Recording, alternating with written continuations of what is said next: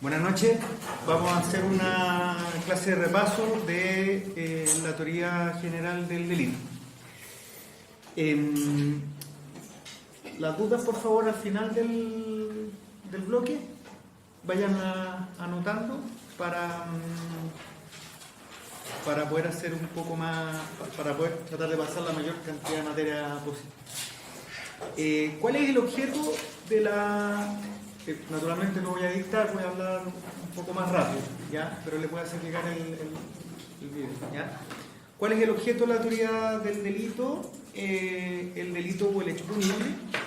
¿Y en qué consiste esto? Consiste en una abstracción que resulta de la aplicación de las reglas comunes a todos los hechos punibles. Es decir, estamos hablando de la construcción de categorías que son generales o comunes a todos los delitos, y por eso se llama la teoría general del delito o del hecho punible. De esta manera, los elementos especiales y características especiales de cada uno de ellos son objeto de otra asignatura del derecho penal que se llama la parte especial del derecho penal, que se ve en esta universidad en Derecho Penal 3 y Derecho Penal 4, que se refiere al estudio de las categorías dogmáticas especiales a ciertos delitos o especies de delitos. La noción de delito debe concretarse en el derecho vigente. En ese sentido, si buscamos un concepto legal del delito, lo encontramos en el artículo 1, inciso primero del Código Penal, que dice: es delito toda acción u omisión voluntaria penada por la ley. Este concepto se tiene que integrar con el artículo 10. En cierta medida podemos decir que es incompleto. Y en el artículo 10 se contiene lo que se denominan las eximentes de responsabilidad penal, que contienen, ocupando una terminología doctrinaria, causales que excluyen la acción, la antijuridicidad y la culpabilidad. En términos genéricos son eximentes de responsabilidad. Por lo tanto, el concepto legal contenido en el artículo 1, inciso primero, es insuficiente, y por eso se desarrolla un concepto doctrinal que lo entiende como una acción o omisión típica, antijurídica y culpable. Vamos a estudiar ahora cómo se clasifican en general los delitos. Existen varias clasificaciones que realiza la doctrina. Eso no es muy relevante a propósito de un repaso, pero sí mencionar cómo los clasifica la ley. Básicamente la ley, en los artículos 3, si hacemos una relación de los artículos 3, 4 y 21 del Código Penal, la clasificación del delito o del hecho punible es una clasificación tripartita que distingue entre crímenes, simples delitos y faltas. Vámonos al artículo 3 del Código Penal, que dice: los delitos, atendida su gravedad, se dividen en crímenes, simples delitos y faltas, y se clasifican de tales según la pena que se les está asignada en la escala general del artículo 21. El hecho punible será una falta si la privación de libertad es de hasta 60 días, más de un día. Si es un simple delito, 61 días hasta 5 años, y será un crimen si es de 5 años y un día hacia arriba.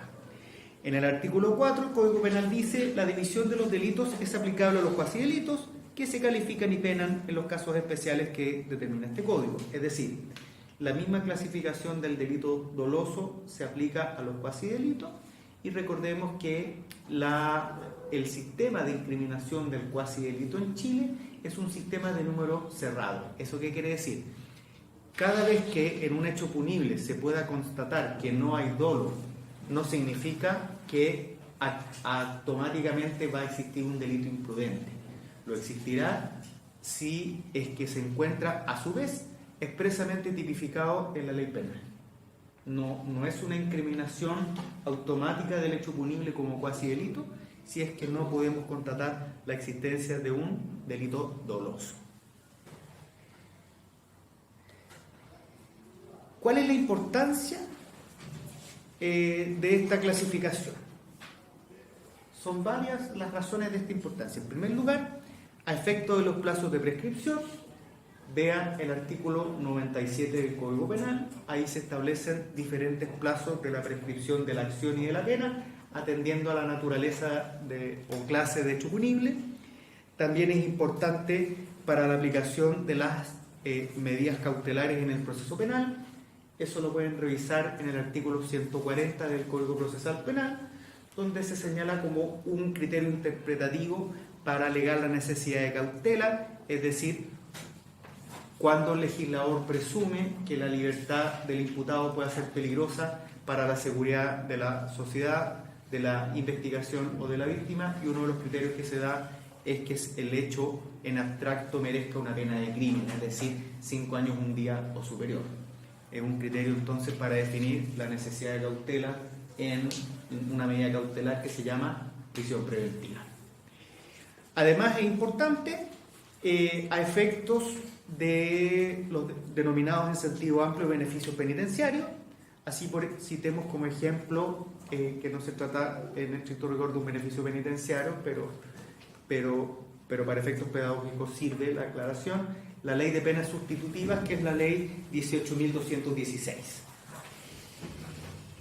Además, existen algunas diferencias de los hechos punibles entre sí. Así, por ejemplo, a propósito de las faltas, solamente son punibles las faltas consumadas. No es punible en Chile la falta tentada o la falta frustrada, salvo algunas excepciones. Por ejemplo, el hurto falta frustrado en Chile es punible, pero eso es una excepción dentro de este tema que estamos explicando. Hay también una regla especial a propósito del encubrimiento. En Chile no es punible el encubrimiento de faltas. Hay también diferencias en cuanto a la penalidad del cómplice. Artículo 51 en relación con el 498 del Código Penal. También efectos de la extraterritorialidad de la ley penal chilena. A propósito del artículo 6 del Código Penal, no es perseguible, mencionadas las excepciones, una falta cometida en el extranjero. Y también a propósito de la interrupción de la prescripción, ahí revise por favor artículos 96 y 99 del Código Penal. Atendiendo también a un criterio legal, según su aspecto subjetivo, los hechos punibles se clasifican en nuestro código en delitos y cuasi delitos. Eso lo vimos a propósito en el artículo 2 del Código Penal. ¿Existen más clasificaciones en la doctrina? Sí, para eso revisen los apuntes de clase, pero sí cabe mencionar una clasificación que distingue entre delito de lesión, delito de peligro y delito de peligro concreto. Cuando se habla de delito de peligro a secas, estamos hablando del delito de peligro abstracto. Delito de lesión o delito de daño es aquel que protege un bien jurídico de carácter individual.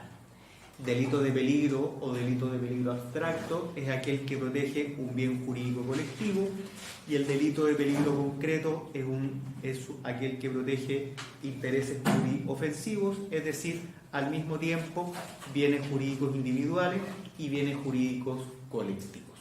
¿Cuál es la importancia de la clasificación? Según la técnica, que la clasificación va a determinar una técnica de tipificación diferenciada. En este sentido, es en el delito de lesión o de daño donde cabe distinguir entre tentativa, frustración y consumación.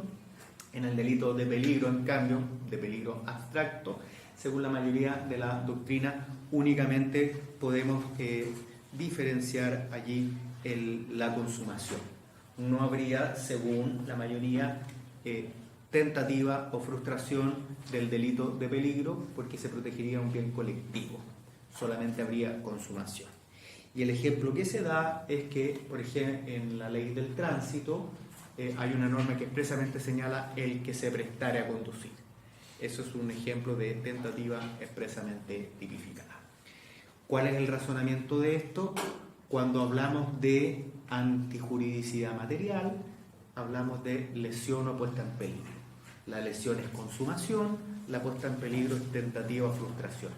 Si se afirmara que es punible la tentativa o frustración del delito de peligro abstracto, equivaldría a decir que es punible la puesta en peligro de la puesta en peligro. Y eso significaría adelantar de forma desmedida la barrera de la punibilidad. A modo de ejemplo, cuando hay tentativa de manejo en estado de ebriedad, cuando se compra el alcohol, cuando se va camino al vehículo, cuando se enciende. Bueno, la ley sacó el problema señalando cuando se prestare a conducir, y eso va a ser objeto de prueba. La pregunta es, ¿qué pasará si no existiera la norma? No hay tentativa de manejo en estado de ebriedad, porque es un bien colectivo y la puesta en peligro es consumación.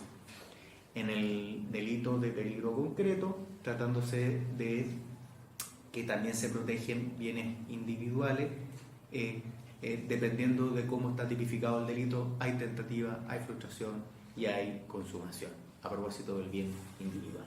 Pero eso se va a definir en el caso en concreto. Si piensas en la regla general, en los delitos de peligro concreto va a haber tentativa, es raro que haya frustración, pero no es necesario hilar tan fino en el examen. Esa es la clasificación doctrinaria más relevante.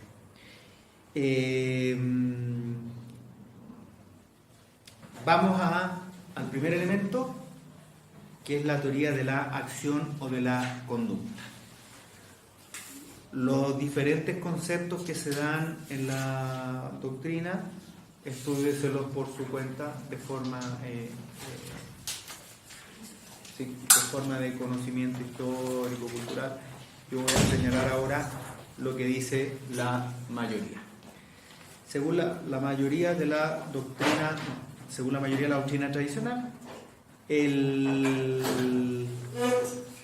según la tradición liberal, el derecho penal es un derecho penal del hecho, no es un derecho penal de autor. ¿Dónde estaría la excepción de esto? En la ley 20.393, que castiga penalmente a las personas jurídicas. Tratándose de las personas individuales, de las personas físicas, mejor dicho, rige la tradición liberal del derecho penal del hecho. Tratándose de las personas jurídicas, el derecho penal de autor. ¿Por qué? Porque tratándose de la persona física o individual, la culpabilidad es un juicio de reproche. Tratándose de la persona jurídica, la culpabilidad es un defecto de organización. Visto de otra manera, tratándose de la persona física, el hecho le es atribuible si se le puede dirigir un juicio de reproche. Tratándose de la persona jurídica, no se habla de la atribución de un hecho, se habla de afirmar la responsabilidad penal si es que la persona jurídica fue defectuosa. ¿Cuándo es defectuosa? Cuando es culpable. ¿Cuándo es culpable? Tratándose de un defecto de organización. ¿Cuándo hay un defecto de organización para afirmar la culpabilidad de las personas jurídicas? En tres supuestos. La persona jurídica no tiene un modelo de prevención de delitos. Primer supuesto, de defecto de organización. Segundo supuesto, la persona jurídica tiene un modelo de prevención de delitos, pero este modelo es irreal. Tercer supuesto, de organización defectuosa. La persona jurídica tiene un modelo de prevención de delitos. Ese modelo es real, pero no está actualizado. ¿Qué son los modelos de prevención de delitos? Son protocolos de actuación que la propia persona jurídica se fija para actuar de forma que su organización no sea la que causa un delito. Y por eso se habla de organización defectuosa. Tratándose de la persona natural, ¿cuándo es culpable? Cuando el hecho le es atribuible. ¿Cuándo le va a ser atribuible? Cuando se le puede dirigir un juicio de reproche. ¿Cuándo se le puede dirigir un juicio de reproche? Cuando es imputable, cuando tiene conocimiento de la antijudicial la conducta y cuando no le es exigible un comportamiento diverso. Bueno, vamos a la acción propiamente tal. ¿Qué es la acción? Un comportamiento humano, por regla general. Ya vamos a ver un poquito más adelante que excepcionalmente responden las personas jurídicas. Es un comportamiento humano guiado por la voluntad, o un comportamiento humano que no obedece a una norma imperativa. En el primer supuesto, cuando hablamos de comportamiento humano guiado por la voluntad, nos estamos refiriendo al delito de acción. Cuando hablamos de un comportamiento humano que no obedece a una norma imperativa, nos estamos refiriendo al delito de omisión. Comportamiento humano. ¿Qué estamos queriendo decir con eso? Se descartan los hechos de la naturaleza, se descartan los hechos de los animales, salvo que el ser humano instrumentalice a la naturaleza o al animal para cometer el delito. Y también, por regla general, se descarta el hecho de la persona jurídica, salvo que se encuentre en una de las hipótesis que menciona la ley, que vamos a ver un poco más adelante.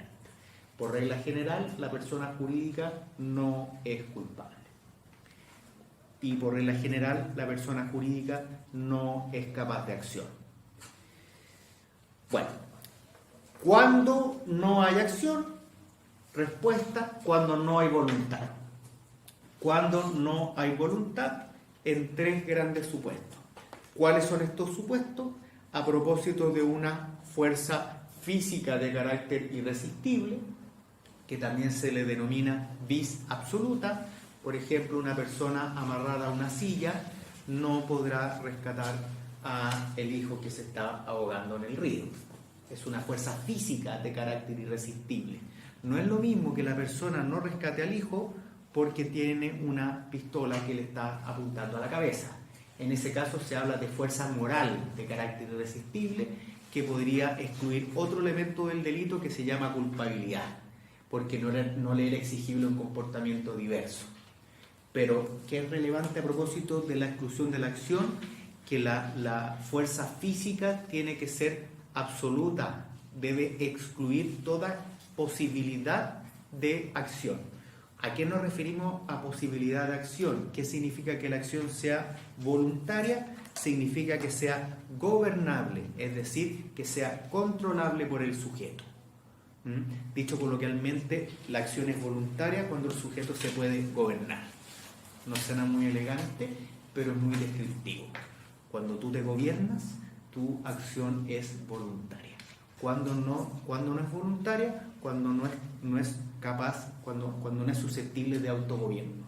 Cuando no es susceptible de autogobierno, cuando no es voluntaria. Cuando, tratándose de una fuerza física de carácter irresistible, que esto se denomina vis absoluta, tratándose de movimientos reflejos y de estados de inconsciencia. A propósito de los movimientos reflejos y de los estados de inconsciencia, hay una excepción. ¿Cómo se llama esa excepción? Las acciones libres en su causa. ¿Qué significa eso? El sujeto, pese a que al momento del hecho no era capaz de gobernarse, respondería penalmente si es que se colocó voluntariamente en la situación de no voluntad. Por ejemplo, la persona bebe alcohol y en estado de ebriedad delinque. No es lo mismo, ahí sería una acción libre en su causa, porque la persona voluntariamente se situó en la situación, valga la redundancia, de no voluntad. Acción libre en su causa. ¿Cuál sería la excepción? Cuando la acción deja de ser libre en su causa. Por ejemplo, le ponen droga en su alcohol, sin que se dé cuenta. Ahí la persona no se sitúa libremente en la situación de no voluntad. Bueno, tratándose de los movimientos reflejos, un ejemplo, un estado de epilepsia. ¿Por qué podría haber una acción libre en su causa? Porque el epiléptico sabe, por ejemplo, que no puede beber alcohol o consumir droga, y lo hace, sabiendo que arriesga un ataque de esta naturaleza y que con ese ataque podría eventualmente lesionar a alguien. Otro ejemplo de estado de inconsciencia, el sonámbulo, que sabe que es sonámbulo, se va de paseo y no lo advierte. Y sonámbulo incendia la casa y se mueren todos. ¿Se entiende la idea? O sea, tiene que haber, hay que analizar caso a caso cuándo habría una situación de no voluntad. Bueno, el resultado. Cuando el hecho punible requiere para su consumación la producción de un resultado separado de la conducta que lo causa, se habla de delito de resultado material. Cuando el resultado, cuando la lesión o puesta en peligro al bien jurídico es separable espacio-temporalmente de la acción, se habla de delito de resultado material. Cuando la acción no es separable espacio-temporalmente del resultado, se habla de delito de mera actividad. ¿Por qué es relevante la diferenciación? No confundir con el delito de peligro, son cosas distintas. En el delito de peligro, el resultado puede ser separable espacio-temporalmente. No es necesario hilar tan fino. En el delito de mera actividad, el resultado no es separable espacio-temporalmente de la acción. En el delito de resultado material, el resultado, la lesión o puesta en peligro, es separable espacio-temporalmente de la acción. Ejemplo de delito de resultado, el homicidio, las lesiones, el aborto, la estafa. Ejemplo de delito de mera actividad, es decir, no es separable espacio-temporalmente el resultado de la acción, la violación de morada, la violación de domicilio, la falsificación de un documento. ¿Cuál es la importancia de esta distinción? En el delito de mera actividad no hay frustración, solamente podría haber tentativa o consumación. En el delito de resultado material hay tentativa, frustración, consumación. ¿Por qué es importante también? Para efectos de la relación de causalidad. Según la mayoría de la doctrina, a propósito de la relación de causalidad, solamente los delitos de resultado pueden ser objeto de imputación objetiva y lo que se imputa objetivamente son resultados. La discusión sobre la imputación objetiva, que hay imputación objetiva de la acción y del resultado, que una cosa es la imputación objetiva de la conducta, otra del resultado, es todavía una materia que está en construcción y no voy a hablar de eso, solamente voy a hablar de lo que dice la mayoría.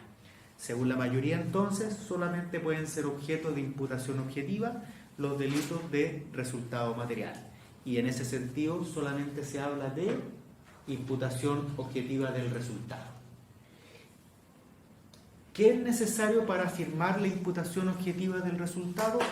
Dos grandes cosas. Primero, determinar la relación de causalidad y, en segundo lugar, afirmar la relevancia penal de la relación de causalidad.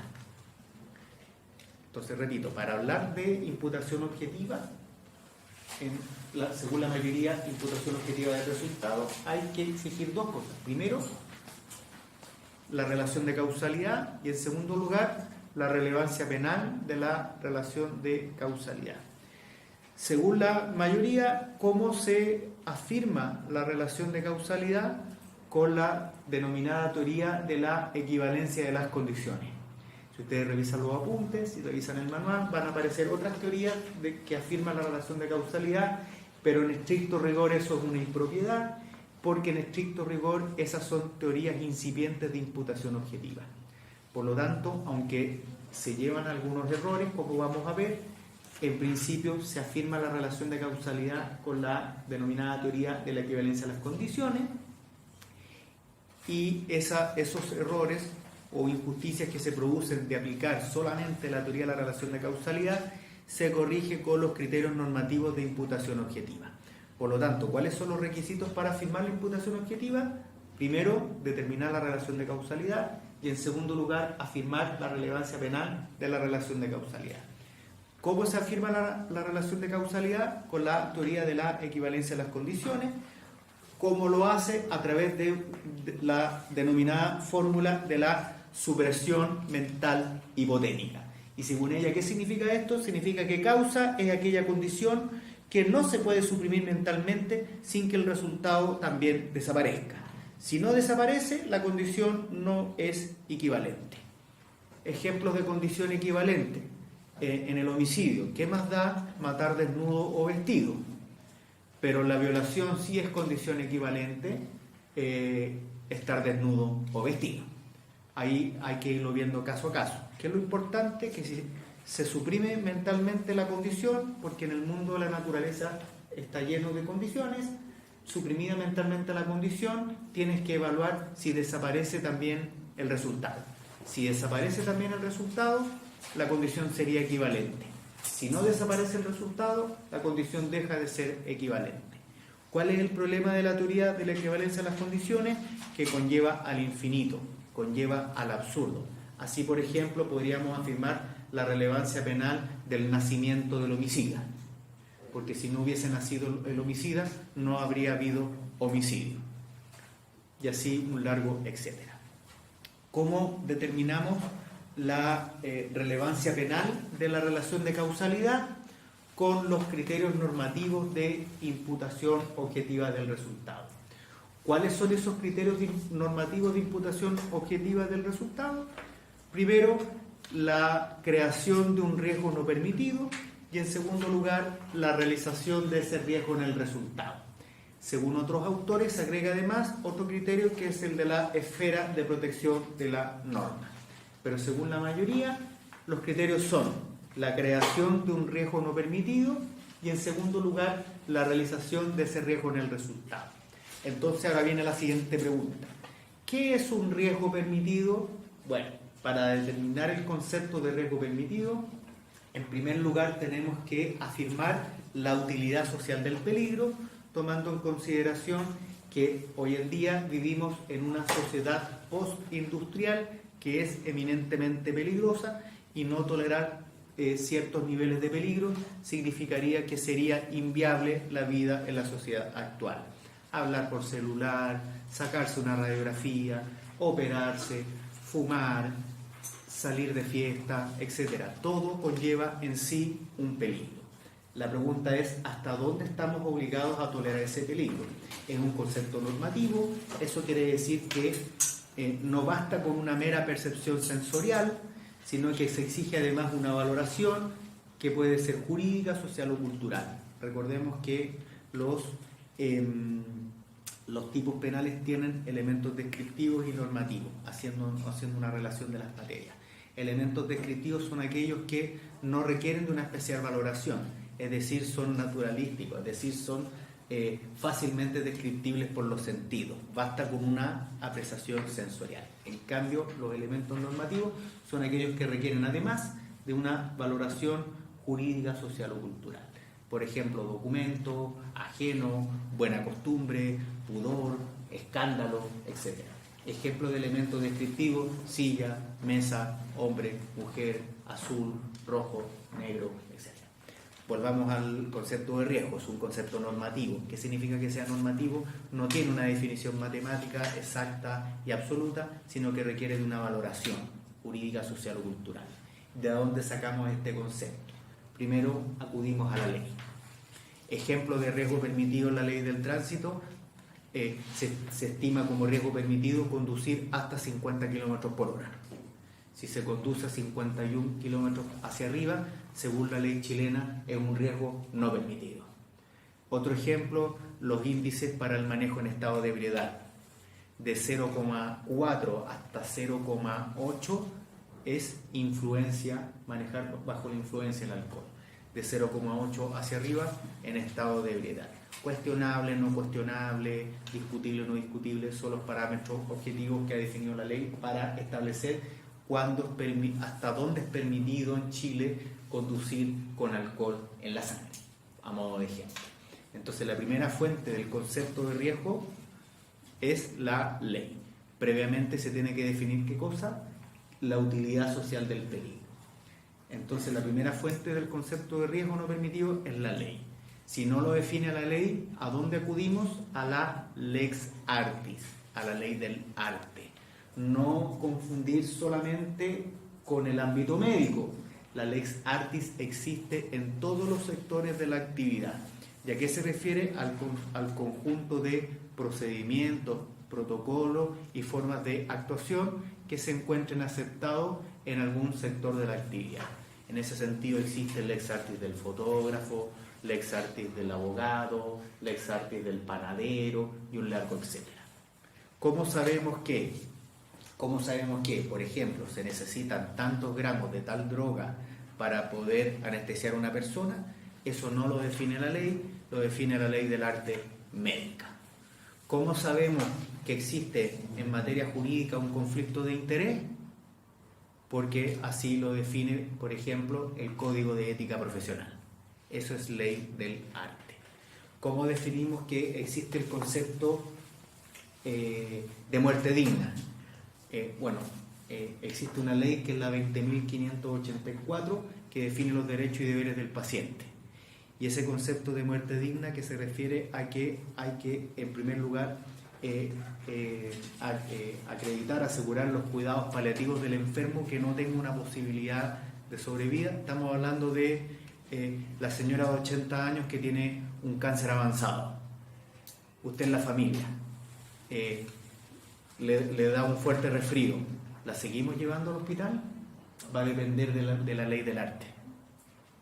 No hay un concepto absoluto, determinado, matemático. Va a depender de la ley del arte. Otro ejemplo extremo. Hay una sola máquina para asegurar la sobrevida de una persona y los enfermos son una niña de 20 años y una señora de 40. ¿A quién salvamos? Automáticamente vas a decir a la joven de 20. Momento, ¿qué pasa si la joven de 20 tiene una enfermedad terminal, por ejemplo? Todos esos son aspectos que va a definir la ley del arte. Pero, ¿qué quería decir yo? Que el concepto de muerte digna, por ejemplo, ahora hace ya un tiempo se define en la ley, pero antes de la ley se definía en el Código de Ética Médico. Entonces, si no lo define la ley, hay que acudir a la lex artis. ¿Qué pasa si no hay ley? ¿Qué pasa si no hay lex artis? ¿Cómo se define el concepto de riesgo? Hay que acudir a la costumbre en sentido amplio. Recordemos que la costumbre no puede ser fuente directa del derecho penal. ¿Qué significa eso? Que hay que acudir a la ley o a la lex artis extranjera. ¿Ya? Insisto, estos no son criterios matemáticos, no son conceptos acabados, son conceptos que da la doctrina, y esta doctrina que se encuentra todavía en construcción. Bueno, ¿qué otros aspectos son importantes para terminar la imputación objetiva? ¿Qué pasa con el aumento de riesgo y qué pasa con la disminución del riesgo? Porque estábamos hablando recién de la creación. Si hay disminución del riesgo, pese a que se den todos los criterios de imputación objetiva, hay relación de causalidad y el riesgo donde interviene el sujeto no es permitido, tratándose de una disminución del riesgo, no hay imputación objetiva. ¿Por qué? Porque el sujeto activo mejoró la situación de la víctima. El ejemplo de manual es la piedra que va en el aire y que va directo a la cabeza de la víctima, y el autor se da cuenta y desvía la piedra, y en vez de ser mortal, la lesiona gravemente. El autor, con su conducta, lo que hace es mejorar la situación de la víctima y por lo tanto no le sería imputable.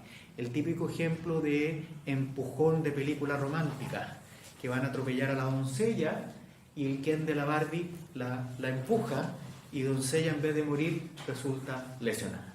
Eso es disminución de riesgo, y como criterio no afirma la imputación objetiva, sino que todo lo contrario, puesto que mejora la situación de la víctima.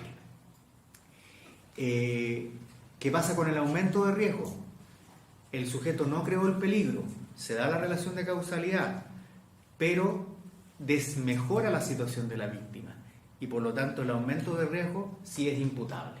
Ejemplo, la persona, el gracioso entre comillas, que se roba una señalética de una persona que se encuentra en pana, y producto de ese robo la chocan por atrás y la persona muere.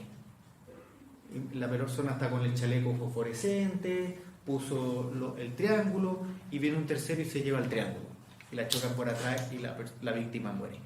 Si el sujeto activo desmejora la situación de la víctima, se afirma la imputación objetiva.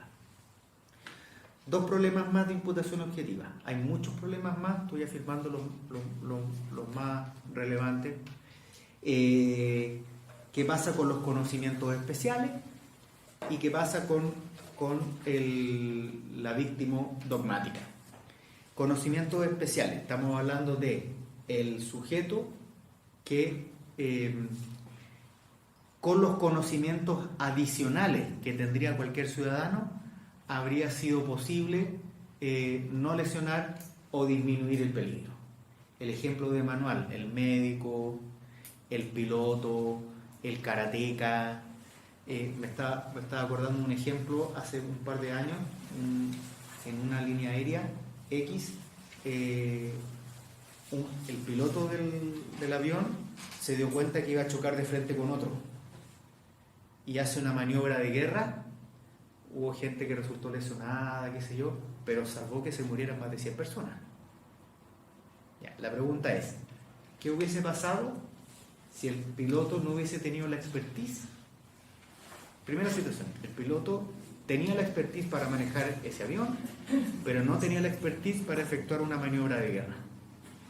Ayer dieron en la televisión, en el canal 13, cómo se entrenan los pilotos chilenos para pilotar el F-16. Tienen que soportar 9 Gs. ¿Saben lo que son 9 Gs? 9 veces la fuerza G. Tienes que ser capaz de soportar 9 veces tu propio peso. Imagínate el extremo para ser un piloto de guerra.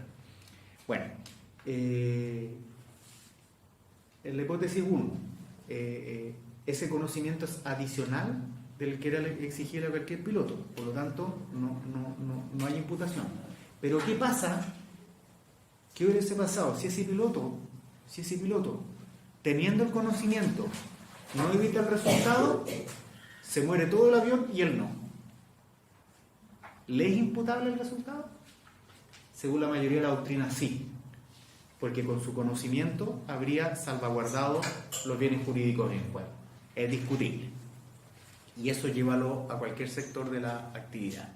Lo relevante es determinar si el conocimiento era o no capaz de salvaguardar la integridad del bien jurídico. Y el otro aspecto, la autoprotección de la víctima, lo que se llama la víctima dogmática, es decir, el estudio de hasta qué punto incide en la actuación de la víctima la producción del resultado. Para estos efectos relevantes, tener a la vista el artículo 2330 del Código Civil. 2330 del Código Civil en relación con el artículo 69 del Código Penal. ¿Qué artículo del Código Civil? 2330. ¿Qué dice? La apreciación del daño está sujeta a reducción si el que lo ha sufrido se expuso a él imprudentemente. Es decir, cuando es la víctima la que se expone de forma imprudente al daño, se tiene que reducir el monto de la indemnización civil. ¿Se puede llevar esto al ámbito penal? Es discutido. Según la mayoría, entiendo que sí. ¿Por qué? Porque en el artículo 69 del Código Penal,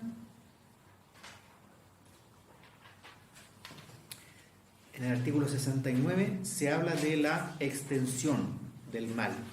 Dentro de los límites de cada grado, el tribunal determinará la cuantía de la pena en atención al número y entidad de las circunstancias atenuantes y agravantes y a la, ojo aquí, mayor o menor extensión del mal producido por el delito.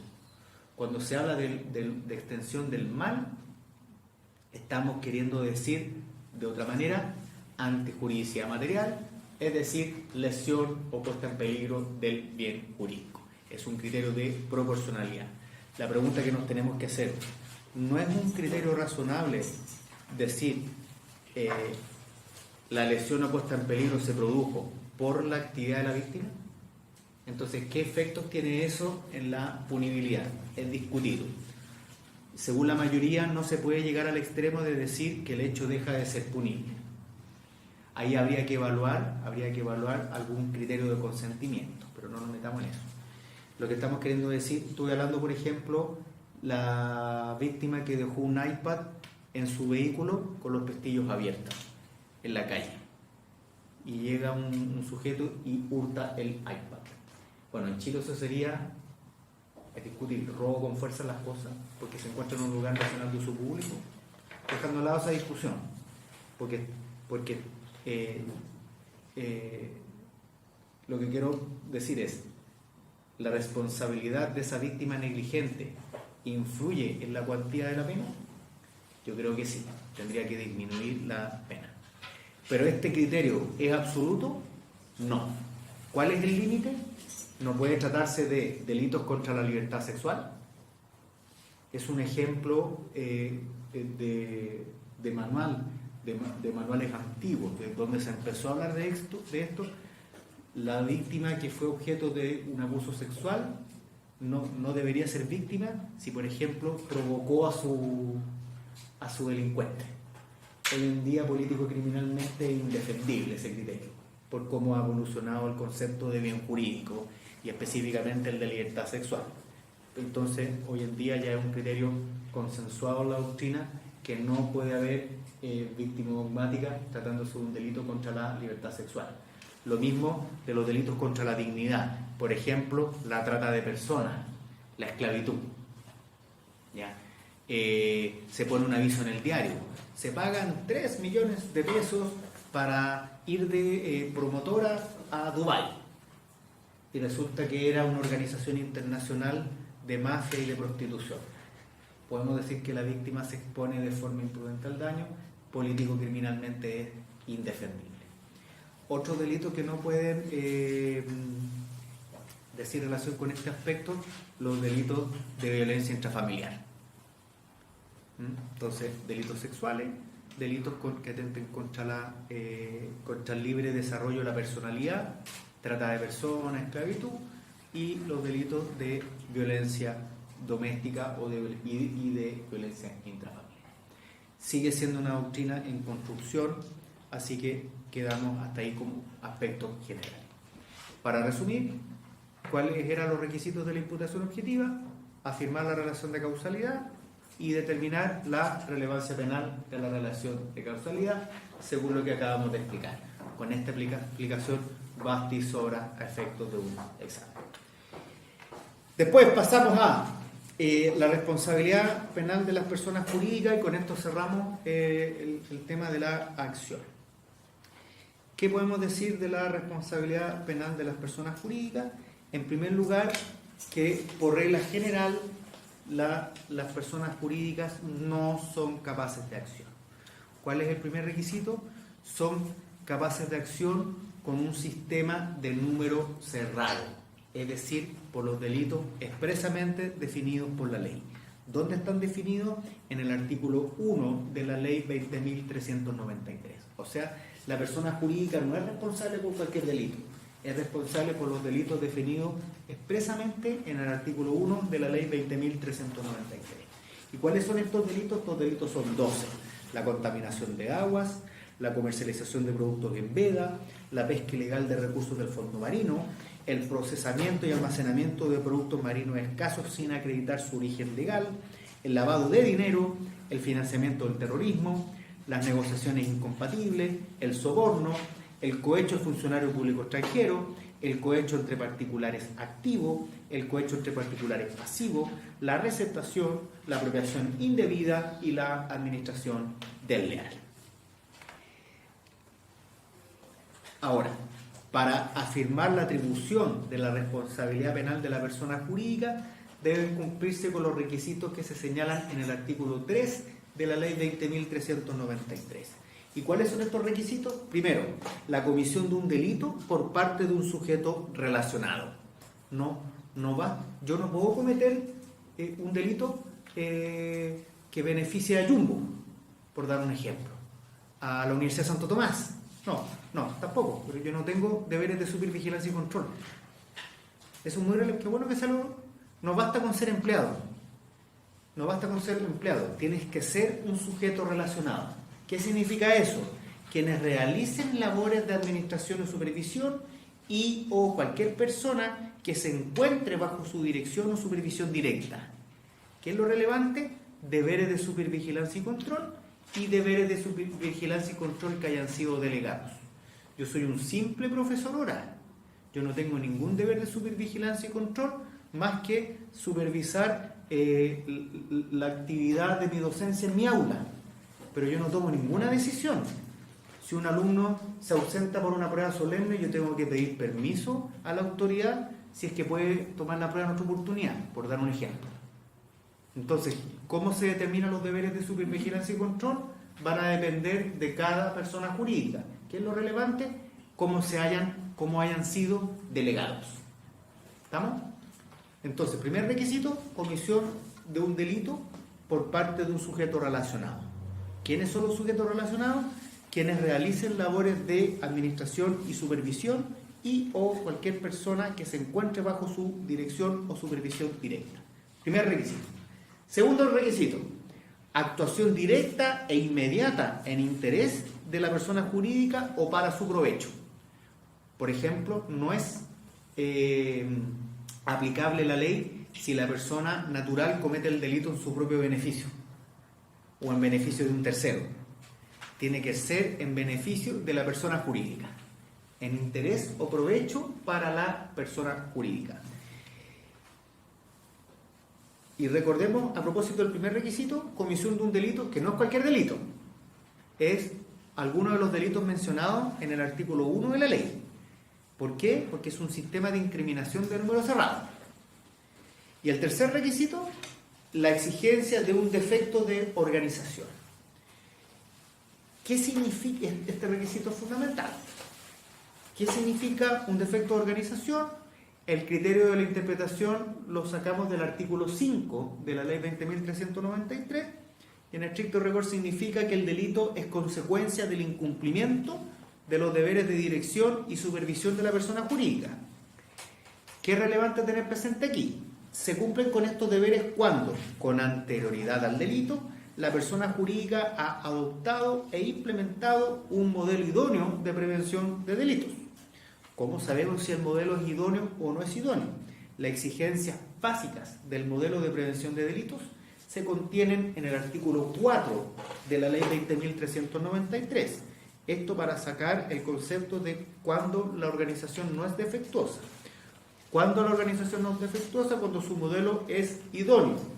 Cuando, según la ley chilena, el modelo es idóneo. Cuando existe la designación de un encargado de prevención de delitos. A este encargado se le llama oficial de cumplimiento. Cuando al oficial de cumplimiento se le han definido los medios y facultades. En tercer lugar, cuando existe el establecimiento de un sistema de prevención de delitos. Y también la ley agrega que este modelo haya sido supervisado. En conclusión, en resumen y para terminar, ¿cuáles son los casos de organización defectuosa? Cuando no existe modelo de prevención de delitos, cuando existe pero es irreal, y en tercer lugar, cuando existe es real pero está desactualizado. ¿Por qué se puede desactualizar un modelo? Porque modifican la ley, porque se muere un sujeto relacionado. ¿Quiénes son los sujetos relacionados? Los que cumplen con deberes de supervigilancia y control. Por ejemplo, se muere un gerente, se muere un director. En el ámbito de las universidades, cambian a un decano y cambian muchas políticas. Eso, entonces, si cambian a la autoridad, la que tiene deberes de supervigilancia y control, el modelo tiene que actualizarse al cambio de circunstancias. Bueno, eso a propósito de las personas jurídicas. Y ahora pasamos a la teoría del PIB.